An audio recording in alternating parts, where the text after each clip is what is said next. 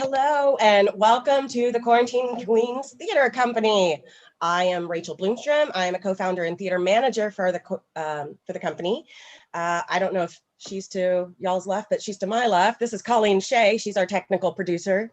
Today we have special guest. I don't know if she's below y'all, but below me is Jessica Brown from Station Theater, one of the co-owners, and then Cathleen Brumback, who is just one of our most amazing actresses. So today we will be reading Grimm tales and Grimm stories and poetry. Jessica Brown will be opening with Song of July by Nicolas Cage. Cathleen Brumback will be reading The Death's Messenger. I will be reading The Blue Light, and Colleen Shea will read Snow White, Rose Red. So, and then afterwards we'll get to know each other and we'll do a few plugs and we'll let you know everything that's coming up. So stay tuned for that when we're done with the readings, because there's definitely some really exciting stuff coming out. So without further ado, we're going to go ahead and turn off our cameras, and then Jessica Brown, you can take it away. And yeah, so go ahead and feel free, take the stage.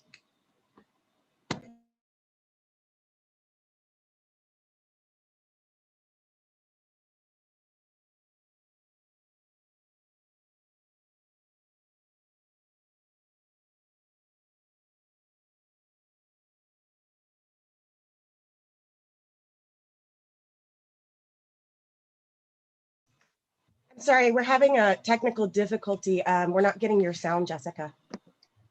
Back. Sorry about that. That was my own technical difficulty. This is a song of joy by Nick Cage. Nick Cave. Have mercy on me, sir. Allow me to impose on you that I have no place to stay and my bones are cold right through. I will tell you a story of a man and his family, and I swear that it is true. 10 years ago, I met a girl named Joy. She was a sweet and happy thing. Her eyes were bright blue jewels, and we were married in the spring. I had no idea what happiness a little love could bring or what life had in store. But all things move toward their end. Of that you can be sure. Then one morning I awoke to find her weeping, and for many days to follow, she grew so sad and lonely, became joy in name only.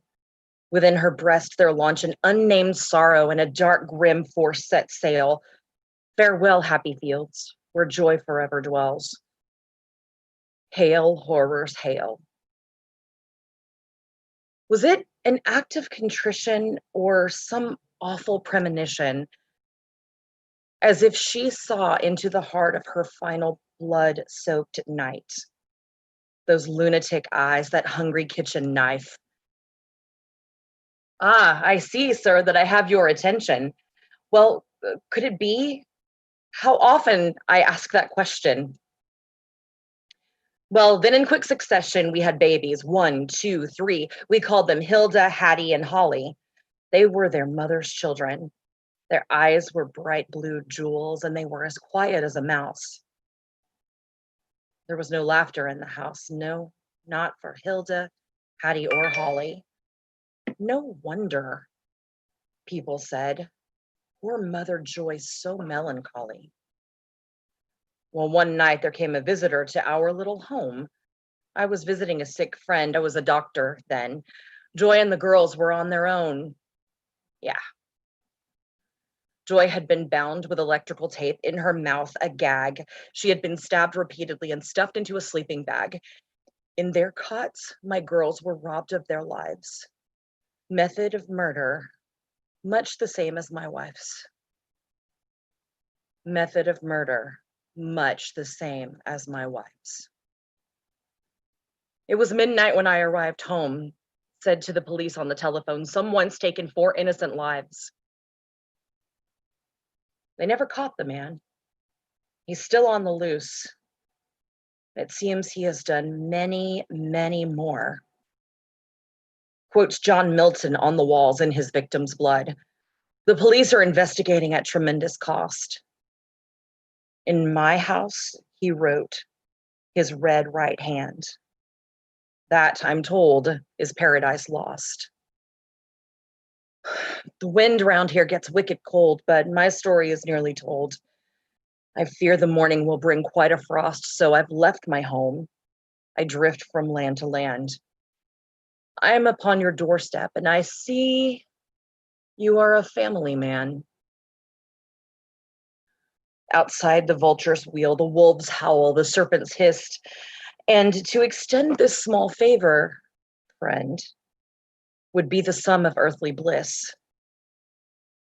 Do you reckon me as a friend? The sun to me is dark and silent as the moon.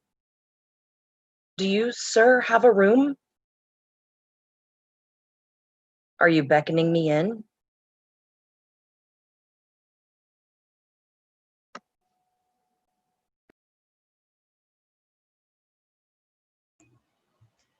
You're such a good reader. That was really great. But everyone knows how great Nicolas Cage is. Nick Cave. I wanted to call him Nick Cage too. It's just habit, I think, because Nick Cage is so ingrained in our brains. But no, Nick Cave, as in Nick Cave and the Bad Seeds. Yeah, when people started talking about Nick Cave, I thought they were all just confused about his name. Yeah, that was not correct. Yeah, absolutely. But no. When I found this song, I just absolutely fell in love with it, because who did it? Is it the dad that did it, or did someone actually come to their house? Yeah, I definitely want to hear it again for sure. Yeah, it's a great song. Well, thank you so much for sharing, Jessica. Absolutely. Thanks for the opportunity. Yeah, and I know you've got to get going, so we'll talk about it again at the end, but she is one of the co-owners of Station Theater, and you can find them on Facebook and a few other places. I'll let you know at the end. So, Thanks. Have a great show. Thank you. Go ahead and turn it over to you, Kathleen.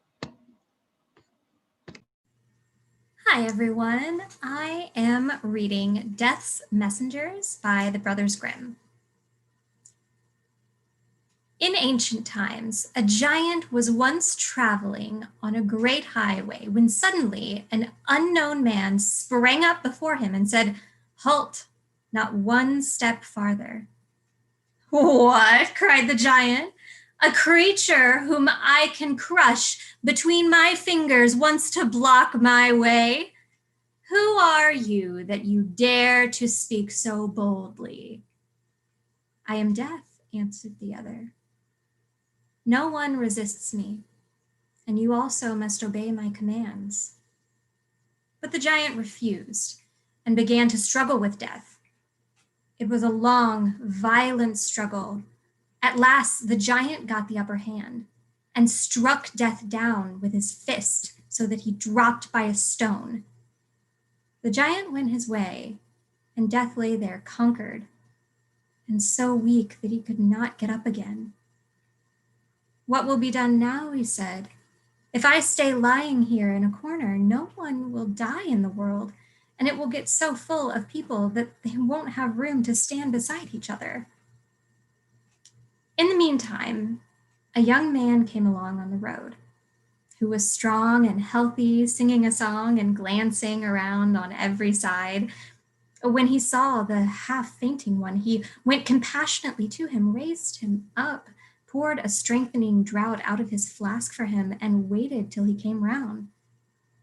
"Do you know," the stranger said while getting up, "who I am and who it is whom you have helped to his legs again?"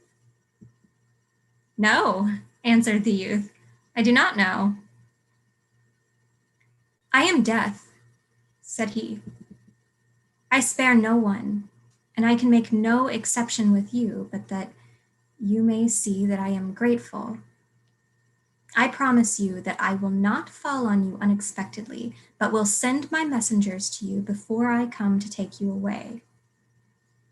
"Well," said the youth, "it is something gained that I shall know when you come, and at any rate be safe from you for so long."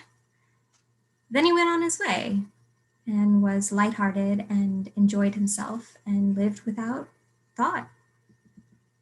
But youth and health did not last long. Soon came sickness and sorrows, which tormented him day by day and took away his rest by night. "Die, I shall not, he said to himself, for death will send his messengers before that. But I do wish these wretched days of sickness were over. As soon as he felt himself well again, he began once more to live merrily. Then one day, someone tapped him on the shoulder. He looked around, and Death stood behind him and said, "Follow me. The hour of your departure from this world has come." "What?" replied the man. "Will you break your word? Didst you not promise me that you would send your messengers to me before coming yourself? I have seen none." "Silence," answered Death. "Have I not sent one messenger to you after another? Did not fever come and smite you and shake you and cast you down? Has dizziness not bewildered your head? Has not gout twitched you in all your limbs? Did not your ears sing? Did not toothache bite into your cheeks? Was it not dark before your eyes? And besides all that, has not my own brother's sleep reminded you every night of me? Did not you lie by night as if you were already dead?" The man could make no answer. He yielded to his fate and went away with Death.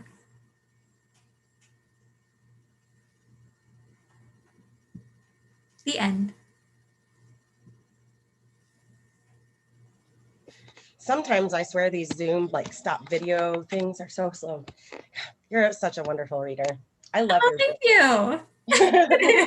It's so like it's a fun dynamic to have like such a kind of creepy grim story. Yeah. Like, and I just always remember so Kathleen did a sketch that came out of, what was the company? It was the Chicago Women's Theater Alliance. Yes, and she had these angel wings on. And so like in my head, you are wearing angel wings and now you're just helping out Death's. Angel So, of Death, there it is. yeah, yes. Oh, yeah, you would make a good one. All right.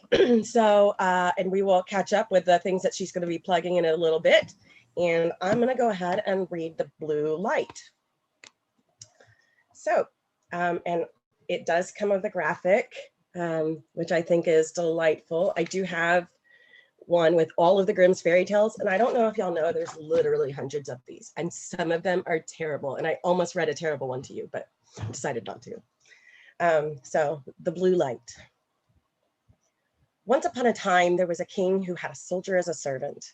When the soldier became very old, the king sent him away without giving him anything for his service. Now, the soldier had no idea how he was going to eke out an existence and went off sadly and walked until he reached a forest in the evening. After he went farther, he saw a light, and as he approached it, he came upon a small house that was owned by a witch. He asked for a night's lodging and a little food and drink. At first she refused, but finally she said, "All right, I'll be merciful, but you must dig my garden tomorrow morning." The soldier promised to do it and was given a place to sleep. The next morning, he hoed the witch's garden and worked until evening. When the witch wanted to send him on his way, he said, "I'm so tired. Let me stay another night." She didn't want to let him, but finally she gave in. So the next day, he was to chop up a cartload of wood into small pieces, and indeed the soldier chopped the wood into logs. By the end of the day, he had worn himself out so much that once again he couldn't depart and asked for lodging for a third night. In exchange for the lodging, the witch demanded that he fetch the blue light from her well the following day. So the next morning, the witch led him to a well and tied a long rope around him and lowered him down the well. When he reached the bottom, he found the blue light and made a signal to the witch so that she would pull him up. Indeed, she pulled him up, but just as he reached the edge of the well, she reached down with her hand and wanted to take the blue light from him and then let him fall back down. However, he sensed her evil intentions and said, "No, you don't. I won't give you the light until both of my feet are firmly on the ground." The witch became furious. She shoved him with the light down and went away. The soldier was now quite sad in the moist, dark quagmire, for he thought his fate was sealed. He reached into his pocket for his pipe, which was half full, and thought, I might as well smoke it to the end of my last pleasure. So he lit it with the blue light and began to smoke. As the smoke floated around a bit, a little black man appeared and asked, "Master, what do you command? I must do anything you demand." "Then first help me out of this well." The little man took him by the hand and led him up above, and they took the blue light with them. When they were back above ground, the soldier said, "Now go and beat the old witch to death for me." After the little man did this, he showed the soldier the witch's treasures and gold, and the soldier loaded them in a sack and took everything with him. Then the little man said, "If you need me, just light your pipe with a blue light." The soldier returned to the city and stopped at the best inn, where he had fine clothes made for him and a room furnished in a splendid way. When he was ready, the soldier called the little man and said, "The king sent me away and let me starve because I could no longer serve him well. Now bring the king's daughter to me here tonight. She will have to wait on me and do what I command." "That's dangerous," the little man said, but he did what the soldier demanded anyways. He went and fetched the sleeping princess from her bed and brought her to the soldier. Then she had to obey and do what he said. In the morning, when the cock crowed, the little black man had to bring her back again. When she got up, she told her father, "I had a strange dream this past night, and it seemed to me that I'd been taken away and had become a soldier's maid and had to wait on him." "Fill your pockets full of peas," replied the king, "and make a hole in it. The dream could be true. Then the peas will fall out and leave a trail on the street." So she did this. The little man had overheard what the king had advised her to do. When evening came and the soldier said that the little man should bring the king's daughter to him again, the little man spread peas all over the city so that a few peas fell out of her pocket could leave no trace. The next morning, the people of the city had to pick up all sorts of peas.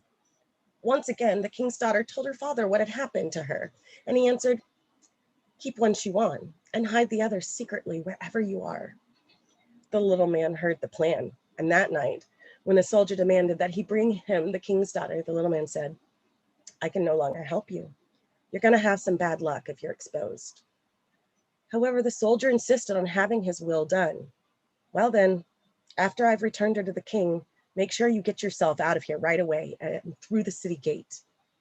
So the king's daughter kept one of her shoes and hid the other in the soldier's bed. The next morning, when she was once again with her father, he had the entire city searched, and the shoe was found in the soldier's room. To be sure, the soldier had already rushed out of the city, but he was soon overtaken and thrown into a sturdy prison. Now he was chained and tied with rope, and due to the frantic flight, his most valuable things, the blue light and the pipe, had remained behind. And the only thing he had with him was a gold coin. As he was now standing sadly at the window of his prison, he saw one of his comrades passing by. So he called out to him and said, "If you get me the little bundle that I left in my room at the inn, I'll give you a gold coin." So his comrade went there and brought back the blue light and the pipe in exchange for the gold coin. The prisoner lit his pipe right away and summoned the little black man, who said to him, "Have no fear, go wherever they take you and let them do whatever they want. Just remember to take the blue light with you." The next day, the soldier was interrogated and sentenced to hang on the gallows. As he was being led out to be executed, he asked the king to grant him one last favor. "What kind of favor?" asked the king. "I'd like to smoke my pipe along the way." "You can smoke 3 pipes if you like," answered the king. Then the soldier took out his pipe and lit it with the blue light. All at once, the little man was there. "Beat everyone here to death," the soldier said, "and tear the king into 3 pieces." Well, the little man began and beat all the people around him to death. The king kneeled and pled for mercy. To save his life, he gave the soldier the kingdom and his daughter for his wife. The end of that horrific beating. Pretty dark, but I mean, maybe your country shouldn't send your soldiers away after they've done you service. Makes them mad. I think that was the point of that. I don't know. Was that? Is that what you got? They're also terrifying. Yes, they are. They And are. somehow they've become part of our culture in such a positive manner, and it's really strange. Yeah, but altered. Yeah, I mean, very altered. But who looked at that when that's a great children's story? Well, one of the things that really excites me about these is that they were all kind of didactic and designed to teach lessons to children, and pretty controlling. I mean, Germans are scary to teach. Have you Krampus? Yeah. Yeah, that's not a good Christmas figure. No. But brutal, yeah. Okay, so we've got one last story from Colleen. She's going to read Snow White, Rose Red, which is not the version we're used to. So take it away. Thank you. So I too am going to introduce my beautiful copy of the Grimm fairy tales.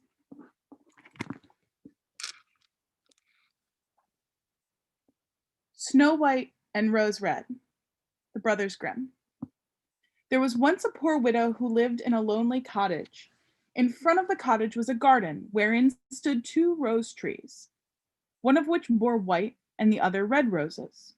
She had 2 children who were like the 2 rose trees, and one was called Snow White and the other Rose Red. They were good and happy, as busy and cheerful as ever 2 children in the world were. Only Snow White was more quiet and gentle than Rose Red. Rose Red liked better to run about in the meadows and fields seeking flowers and catching butterflies. But Snow White sat at home with her mother and helped her with her housework, or read to her when there was nothing to do. The 2 children were so fond of each other that they always held each other by the hand. When they went out together, and when Snow White said, "We will not leave each other," Rose Red answered, "Never so long as we live." And their mother would add, "What one has, one must share with the other."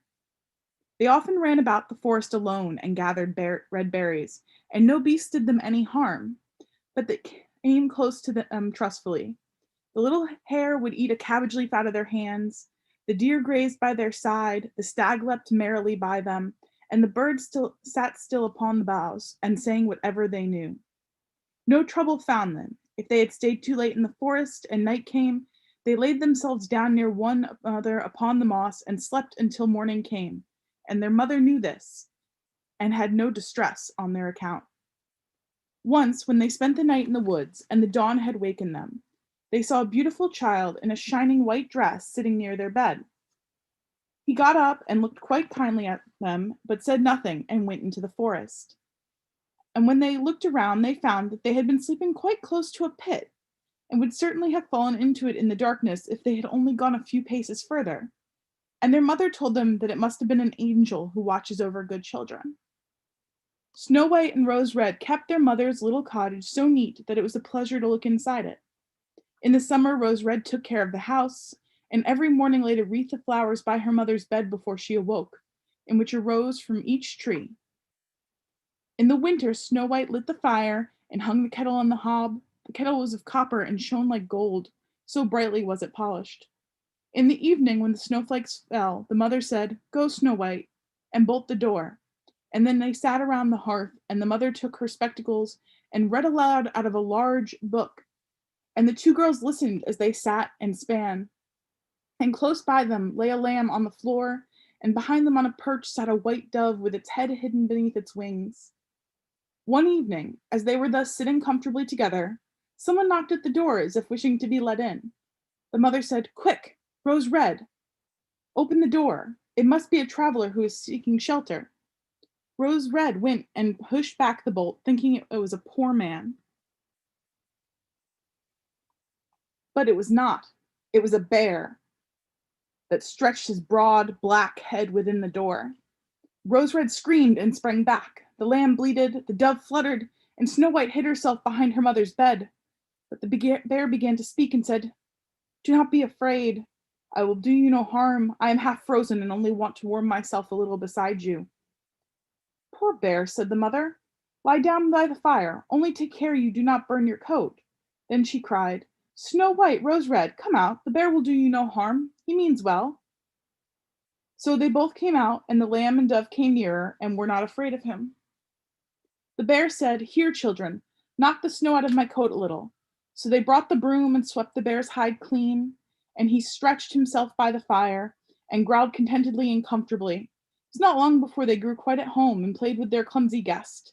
They tugged his hair with their hands, put their feet upon his back, and rolled him about, or they took a hazel switch and beat him, and when he growled, they laughed.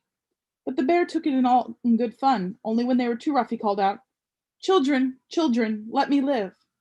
Snowy white, rosy red, will you beat your lover dead?"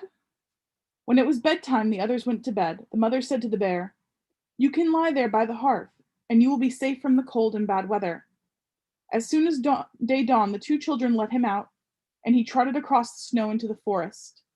From then on, the bear came every evening at the same time, laid himself down by the hearth, and let the children amuse themselves with him as much as they liked. They got so used to him that the doors were never fastened until their black friend had arrived. When spring had come and all outside was green, the bear said one morning to Snow White, "Now I must go away and cannot come back for the whole summer." "Where are you going then, dear bear?" said Snow White. "I must go into the forest and guard my treasures from the wicked dwarfs. In the winter, when the earth is frozen hard, they are obliged to stay below and cannot work their way through. But now, when the sun has thawed and warmed the earth, they break through it and come out to pry and steal. And what once again gets into their hands and in their caves does not easily see daylight again." Snow White was sad that he was going away, and as she unbolted the door for him, and the bear was hurrying out, he caught against the bolt, and a piece of his hairy coat was torn off. And it seemed to Snow White as if she could see gold shining through it. She was not sure about it. The bear ran away quickly, and soon was out of sight behind the trees. A short time afterwards, the mother sent her children into the forest to get firewood. There they found a big tree which lay felled on the ground, and close by the trunk was something jumping backwards and forwards in the grass. But they couldn't make out what it was. When they came nearer, they saw a dwarf with an old withered face and a snow-white beard a yard long. The end of the beard was caught in the crevice of the tree, and the little fellow was jumping backwards and forwards like a dog tied to a rope, and did not know what to do. He glared at the girls with fiery red eyes and cried, "Why do you stand there? Can you not come here and help me?" "What are you doing there, little man?" asked Rose Red. "You stupid prying goose," answered the dwarf. "I was going to split the tree to get a little wood for cooking, then a little bit of food that one of us wants gets burnt up directly with thick logs. Not swallow so much as you coarse, greedy folk. I had just driven the wedge safely in, and everything was going as I wished, but the wretched wood was too smooth and suddenly sprang apart, and the tree closed so quickly I could not pull out my beautifully white beard. So now it is trapped, and I cannot get away, and these silly, sleek, milk-faced things laugh. Ugh, how hateful you are." The children tried very hard, but they could not pull the beard out. It was caught too tight. "I will run and fetch someone," said Rose Red. "You senseless goose," snarled the dwarf. "Why should you fetch someone? You two are already too many for me. Can you not think of something better?" "Don't be impatient," said Snow White. "I will help you." And she pulled out her scissors and cut off the end of the beard. As soon as the dwarf felt himself free, he laid hold of a bag which lay among the roots of the tree, and which was full of gold, and lifted it, grumbling to himself, "Rude people to cut off a piece of my fine beard. Bad luck to you." And then he swung the bag up on his back and went off without even looking at the children. Some time after that, Snow White and Rose Red went to catch a dish of fish. As they came near the brook, they saw something that looked like a large grasshopper jumping toward the water, as if it was going to leap in. They ran to it and found it was the dwarf. "Where are you going?" said Rose Red. "You surely don't want to go in the water." "I am not such a fool," cried the dwarf. "Don't you see that a cursed fish wants to pull me in?" The little man had been sitting there fishing, and unluckily the wind had twisted his beard with the fishing line. Just then a big fish bit, and the feeble creature had not the strength to pull it out. The fish kept the upper hand and pulled the dwarf towards him. He held on to all the reeds and rushes, but it was of little good. He was forced to follow the movements of the fish, and was in urgent danger of being dragged into the water. The girls came just in time. They held him fast, tried to free his beard from the line, but all in vain. Beard and line were entangled fast together. Nothing was left but to bring out the scissors and cut the beard, whereby a small part of it was lost. And the dwarf saw that he screamed out, "Is that civil, you toadstool, to disfigure one's face? Was it not enough to clip off the end of my beard? Now you've cut off the best part of it. I cannot let myself be seen by my people. I wish you would run the soles off your shoes." Then he took out a sack of pearls which lay in the rushes. Without saying a word, he dragged it away and disappeared behind the stone. It happened that soon afterwards the mother sent the two children to the town to buy needles and thread and laces and ribbons. The road led them across a pasture upon which huge pieces of rock lay strewn here and there. Now they noticed a large bird hovering in the air, flying slowly around and around above them.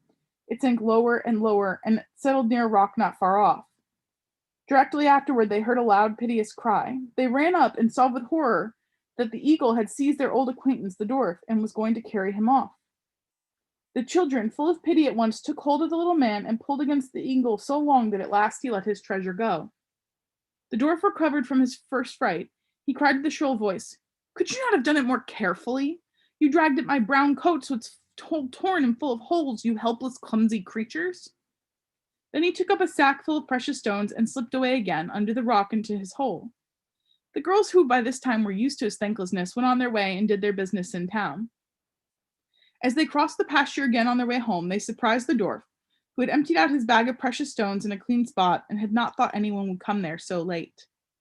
The evening sun shone upon the brilliant stones. They glittered and sparkled with all colors so beautiful the children stood there and looked at them. "Why do you stand there gapping?" cried the dwarf, and his ashen gray face became copper red with rage. He was going on with his bad words when a loud growling was heard, and a black bear came trotting toward them out of the forest. The dwarf sprang up with a fright, but he could not get to his cave, for the bear was already close. Then, in the dread of his heart, he cried, "Dear Mr. Bear, spare me. I will give you all my treasures. Look, the beautiful jewels lying there. Grant me my life. What do you want with such a slender fellow as I? You would not feel me between your teeth? Come, take these 2 wicked girls. They are tender morsels for you. Fat as young quails. For mercy's sake, eat them." The bear took no heed of his word, but gave the wicked creature a single blow with his paw, and he did not move again. The girls had run away, but the bear called to them, "Snow White, Rose Red, do not be afraid. Wait, I will come with you." Then they knew his voice and waited, and when he came up to them, suddenly his bear skin fell off, and he stood there, a handsome man clothed all in gold. "I am a king's son," he said, "and I was bewitched by that wicked dwarf, who had stolen my treasures. I have had to run about this forest as a savage bear until I was freed by his death. Now he has got his well-deserved punishment." Snow White was married to him, and Rose Red to his brother. And they divided between them the great treasure which the dwarf had gathered together in his cave. The old mother lived peacefully and happily with her children for many years. She took the 2 rose trees with her, and they stood before her window, and every year bore the most beautiful roses, white and red. The end. The end. It's like possibly the most positive Grimm tale. Maybe. Maybe it's nice. I did want to mention that the book I was reading from, the translation was from Jack Zipes, and the artwork is from Andrea Dezzo, Dezso with an umlaut. I don't know if I'm saying that right, but I did want to just mention that. So Kathleen, tell us a little about yourself, your pronouns, where you're from, what you're working on. Yeah, I am Cathleen Brumback, she, her, hers. I currently live and work in Chicago as much as I can during the pandemic.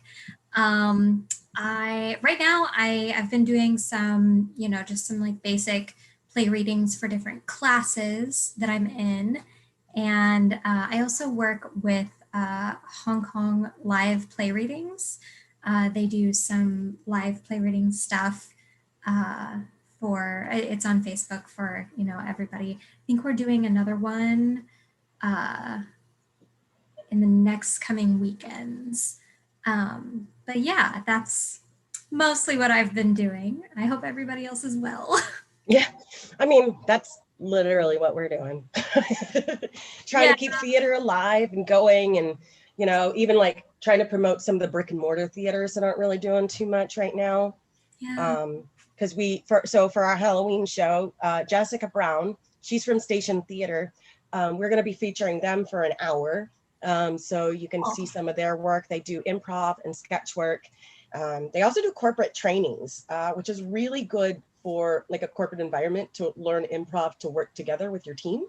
Yeah. So I highly recommend that. And real quick, if you want to get in touch with them, you can email info@stationtheater.com, which is also their website, stationtheater.com, or their most up-to-date information will be on Facebook.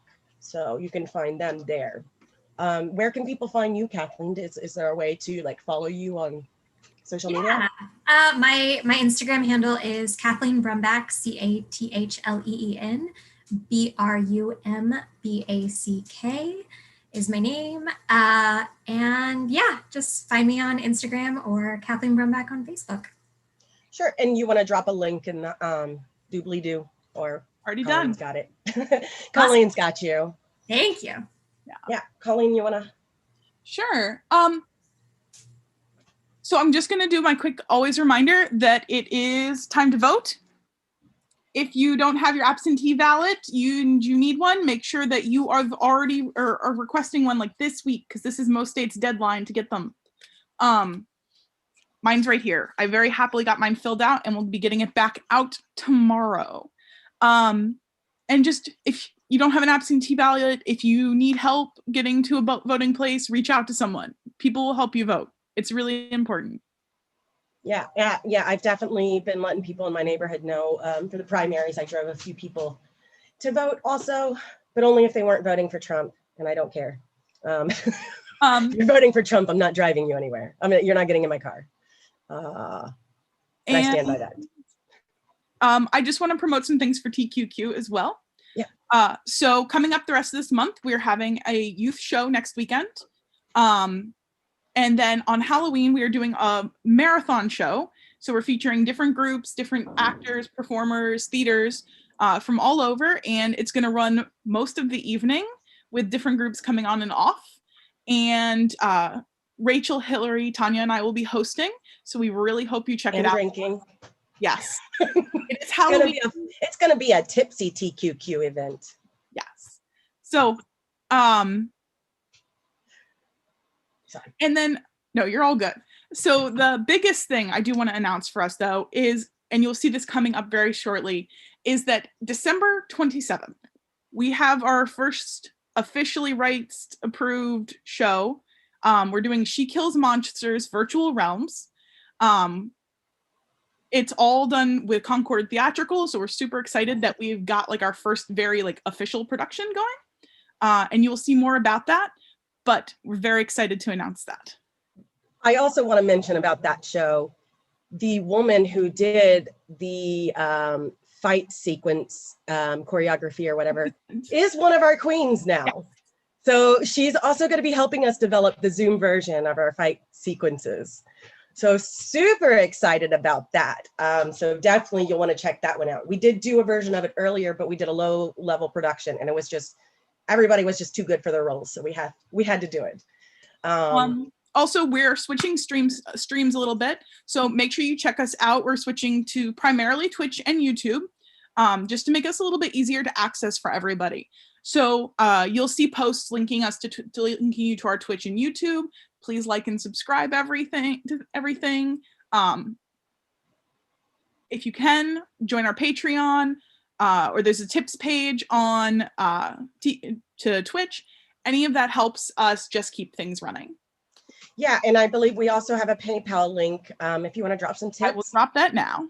Yeah, or scripts, obviously. Or if you know any women plus non-binary people who would like to be performing and who aren't getting their voice out there very much, let them know who we are.